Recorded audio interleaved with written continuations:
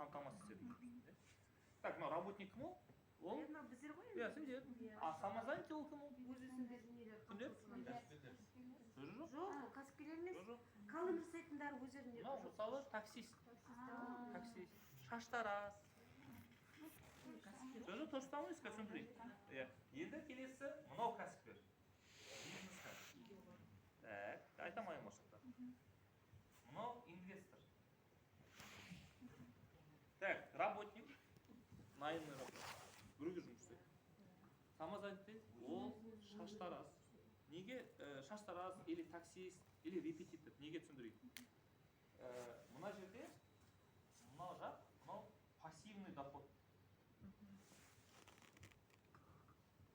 Мынау активный доход.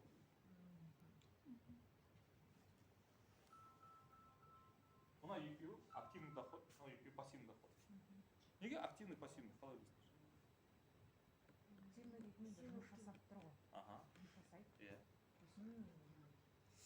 Тек қана соған бен көреді ғой енді. Қараңдар, мына жерде активный болу керек бізге, чтобы табыс болу үшін. А мына жерде пассивный бұлар түсе береді, дым-сімсі түсе береді. Яғни біз жұмыс жасаймыз ғой. Біз ауырып қалсақ, 2 ай жұмыс жасамай қалсақ, табыс бола ма? Болмайды. Мынау самозанятый, таксист бір күн шықпай қалсын, бір күн табысы жоқ уже. Шаштараз бір күн қимай қалсын, бір күн табысы жоқ. Репетитор бір сабағын жасамай қалсын, тоже болмайды. А мынау бизнесмен, инвестор, бұлар ауырса да, демалса да, той садақада жүрсе де, ақшасы түсіп тұра береді. Неге? Өйткені мына жерде болған басқа адамдар жұмыс жасап жатыр. Басқа адамдар жұмыс жасап жатыр мына кісіге. А мынаған адамдар емес, ақшалар жұмыс жасап жатыр. Бұл ақша бір жаққа салып қойып, бұл көбейе береді. Көрдіңіздер? Мынау инвестор. Біз қазір мына жердеміз, да? Мына жердеміз. Бірақ жаңағы Роберт Кийосакидің кітабын айтсақ, философиясына тек қана бір жол болмау керек, бірнеше жол, ақша түсетін бірнеше жол болады. Яғни біз мына жақта да болу керекпіз, мына жақта да болу керекпіз, тұрсу керекпіз, как минимум, мына жақта да болу керекпіз. Примерно мысалы айтсақ, біз мына жақта бармыз. Қалай дейсіз ғой? Енді сіз жоқсыз точно? Депозит, дұрыс айтасыз. Депозиті бар адам, бұл как бы оның ақшасы оған жұмыс жасап отыр, как бы, да? Бірақ кішкентай там, қатты білмейді. Депозитінде де басқа инвестициялар көп қой. Жоқ, жалпы деймін да.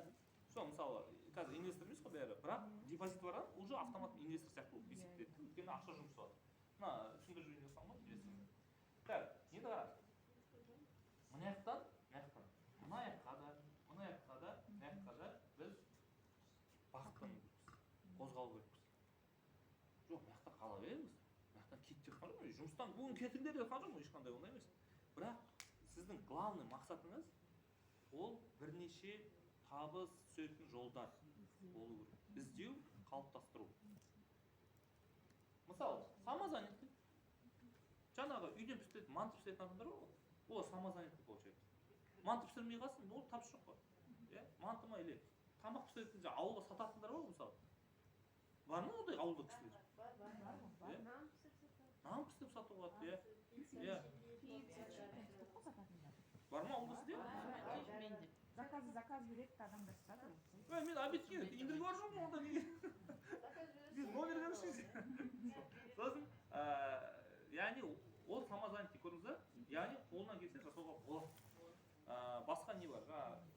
Мал шаруашылығы, сүт, ірімшік, қаймақ, не бар? Торт,